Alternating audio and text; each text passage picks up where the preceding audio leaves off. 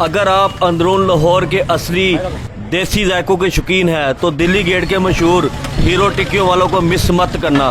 ये वो जगह है जहां सिर्फ खाना नहीं बल्कि लाहौर की पुरानी फूड हिस्ट्री का टेस्ट मिलता है। सबसे ख़ास बात, यहाँ टिक्कियाँ खाली देसी घी में बनाई जाती है और इसी वजह से इसका जायका और अरोमा बिल्कुल ही डिफरेंट है। और दोस्तों, ये कोई नई दुकान नहीं, तकरीबन 70 साल पुराना स्पॉट है जो आज भी अपनी पुरानी रवायात और जायका बरकरार रखे हुए है।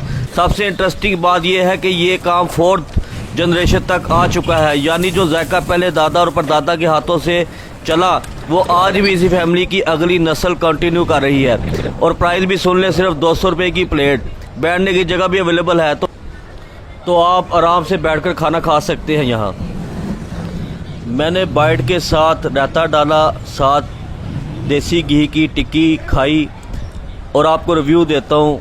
ओह हो मज़ा आ गया। अगर आपने हीरो की टिक्कियाँ खाई है तो कमेंट में लाजमी बताएं। Location Delhi gate Lahore.